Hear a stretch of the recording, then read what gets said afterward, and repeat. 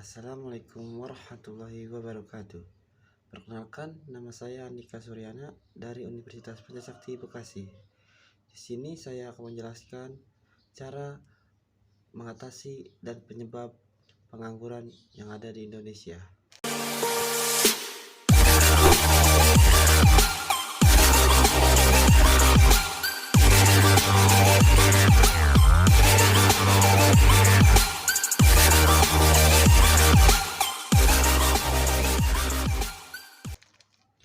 Pada umumnya, pengangguran terjadi karena jumlah angkatan kerja atau orang yang sedang mencari pekerjaan tidak sebanding dengan penawaran lapangan kerja yang ada dan ditawarkan oleh perusahaan.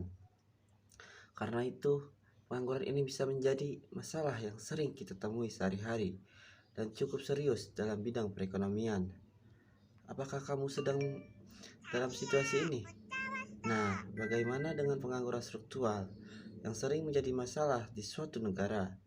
Kira-kira apa pengertian dan contoh dari pengangguran ini beserta penyebab dan cara mengatasinya?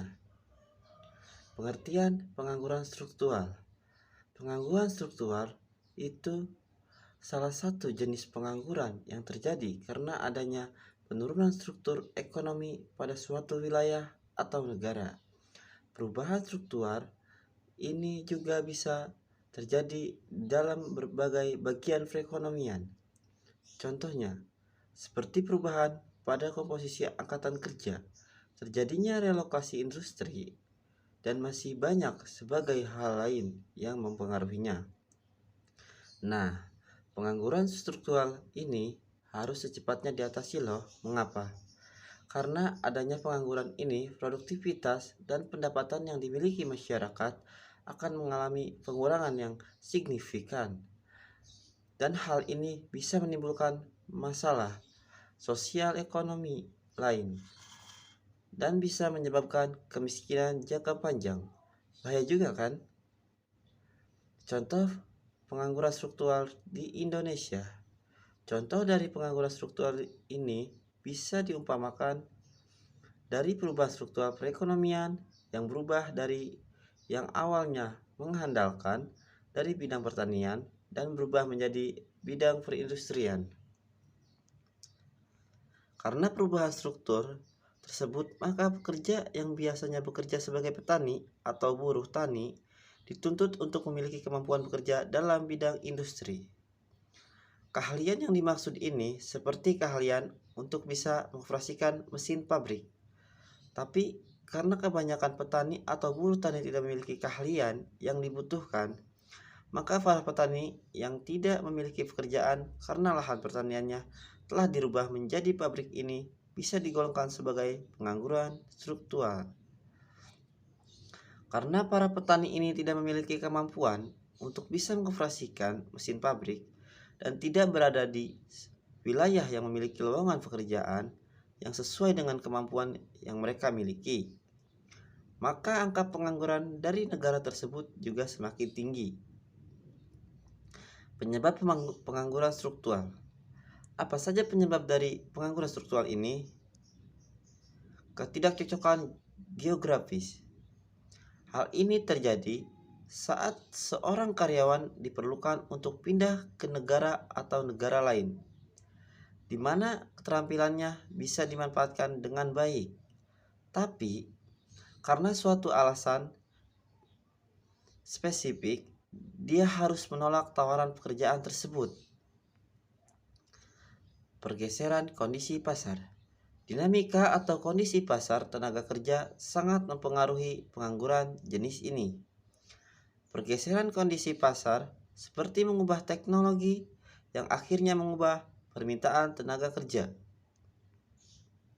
Rendahnya tingkat pendidikan masyarakat yang terampil dan berpendidikan pada umumnya memiliki kemungkinan lebih besar untuk dipekerjakan oleh perusahaan. Tapi sayangnya warga tidak terampil menganggur pada tingkat 30% hingga 40%. Karena itu, pemerintah memberikan anggaran yang signifikan untuk pendidikan. Tapi beberapa anggaran yang tersedia tidak dipergunakan sebaik mungkin dan tidak memberikan dampak signifikan di kehidupan sehari-hari. Perubahan musim. Salah satu penyebab untuk pengangguran struktural adalah perubahan musim.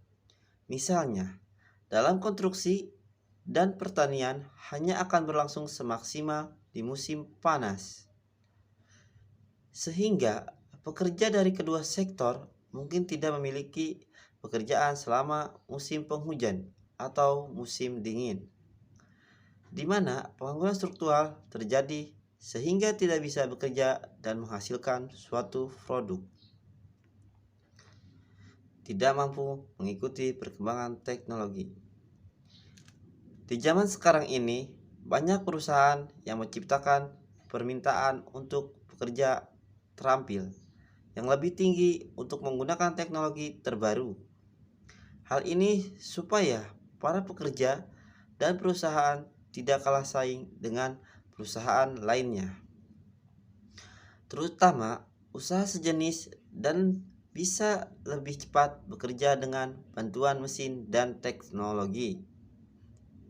Cara mengatasi pengangguran struktural di suatu negara.